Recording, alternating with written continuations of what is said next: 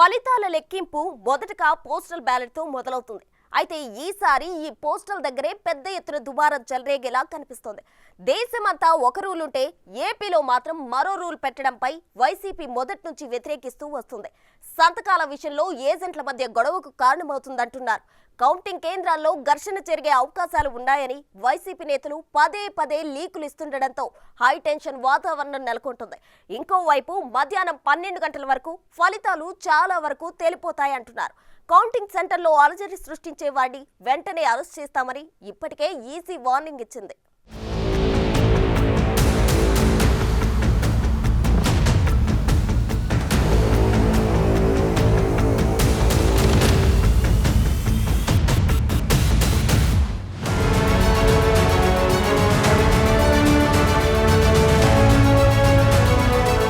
June 4న result కోసం యావత్ AP ఆసక్తిగా ఎదురుచూస్తోంది. అయితే జూన్ 1న సాయంత్రం 6 గంటల తర్వాత ఎగ్జిట్ పోల్స్ రిలీజ్ అవుతాయి. చాలా వరకు ఎగ్జిట్ పోల్స్ కౌంటింగ్ రోజున వెలువడే ఫలితాలకు దగ్గరగా మ్యాచ్ అవుతుంటాయి. సో జూన్ 1 కోసం కూడా చాలా మంది వెయిటింగ్ చేస్తున్నారు. మరోవైపు జూన్ 4న ఓట్ల లెక్కింపు సజావుగా సాగేందుకు ఈసీ అన్ని ఏర్పాట్లు చేసింది.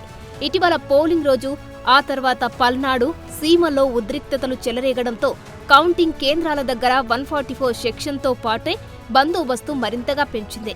AP CEO Mukesh Kumar Meena already అన్ని చోట్ల ప్రత్యక్షంగా పర్యవేక్షించి వచ్చారు. మొత్తం 33 ప్రాంతాల్లో 375 కౌంటింగ్ కేంద్రాలు ఏర్పాటు చేశారు.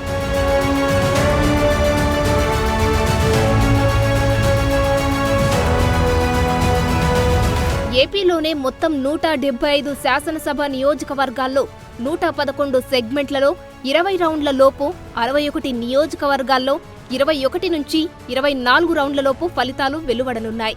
ఆ లెక్కన తక్కువ రౌండ్లు, తక్కువ మంది అభ్యర్థులు బరిలో ఉన్న చోట త్వరగా రిజల్ట్ వెలువడనుంది. ఉమ్మడి కృష్ణా జిల్లాలోని నందిగామ, పామర్రు సెగ్మెంట్ల ఫలితాల కౌంటింగ్ ప్రారంభమైన 4 గంటల్లోనే వచ్చే ఛాన్స్ ఉంది. అంటే మధ్యాహ్నం 12 గంటలకు తొలి ఫలితం వెలువడనుంది. 3 నియోజకవర్గాల్లో 25 రౌండ్లకు పైనే ఓట్ల లెక్కింపు కొనసాగనుంది. 111 నియోజకవర్గాల్లో మధ్యాహ్నం 2 గంటల్లోపు, 61 సెగ్మెంట్లలో సాయంత్రం 4 గంటల్లోపు, ఇక 3 నియోజకవర్గాల్లో సాయంత్రం 6 గంటల్లోపు ఓట్ల లెక్కింపు పూర్తి అవుతుందంటున్నారు.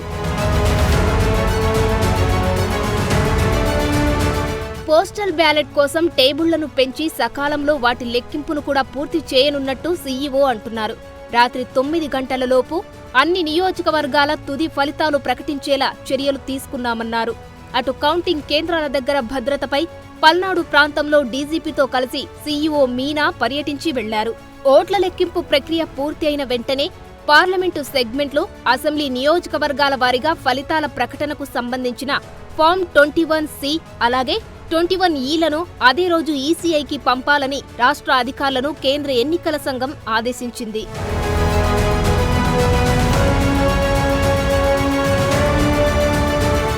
జూన్ 4న ఉదయం 8 గంటలకు ఓట్ల లెక్కింపు మొదలవుతుంది. కౌంటింగ్ కేంద్రాల దగ్గర 3 అంచెల భద్రత పెడతారు. మే 13న పోలింగ్ తర్వాత ఏపీలో పలు చోట్ల హింసాత్మక ఘటనలు చోటు చేసుకోవడంతో ముందు జాగ్రత్త చర్యల కోసం కేంద్ర ఎన్నికల సంఘం ఇప్పటికే 25 కంపెనీల బలగాలను రాష్ట్రానికి పంపింది.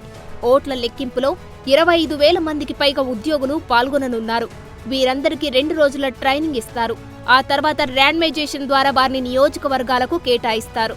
మొత్తం ఈ ఓట్ల ప్రక్రియను పరిశీలించడానికి 175 అసెంబ్లీ నియోజకవర్గాలు, 25 పార్లమెంటరీ నియోజకవర్గాలకు ఒక్కొక్కరు చొప్పున మొత్తం 200 మంది కేంద్ర పరిశీలకులతో పాటు 200 మంది రిటర్నింగ్ ఆఫీసర్లను నియమించనున్నారు.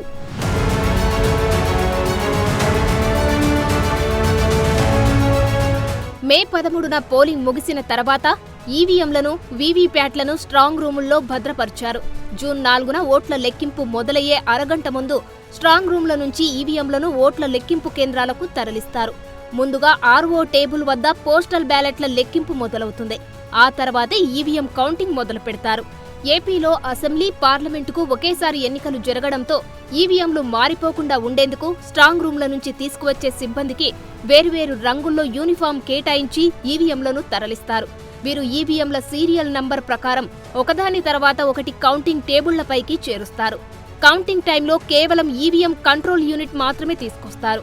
ఓటు వేసిన ఈవీఎం మిషన్తో అవసరం ఉండదు. కౌంటింగ్ హాల్లో టేబుళ్లు ఎన్ని ఉంటే అన్ని ఈవీఎంలను మాత్రమే తీసుకొస్తారు.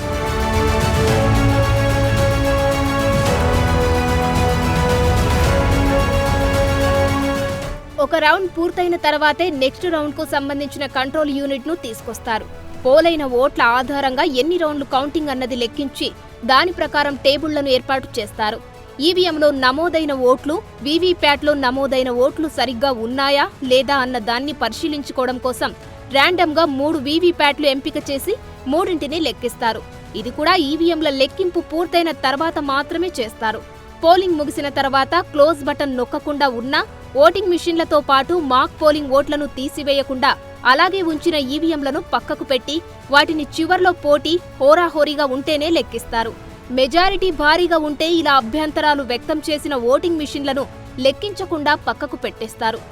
ప్రతి రౌండ్ ఫలితాలను ఈసీ తీసుకొచ్చిన సువిధ యాప్లో నమోదు చేసిన తర్వాతే ఆర్ఓ ఫలితాలను ప్రకటించాల్సి ఉంటుంది. ఇంత తతంగం ఉంటుంది. మరి కౌంటింగ్ కేంద్రంలో పరిస్థితులు నార్మల్గా ఉంటేనే ఇది సాధ్యమవుతుంది. పార్టీల ఏజెంట్ల మధ్య వాగ్వాదాలు జరిగితే మాత్రం కౌంటింగ్ ఆలస్యమయ్యే అవకాశాలు ఉంటాయి.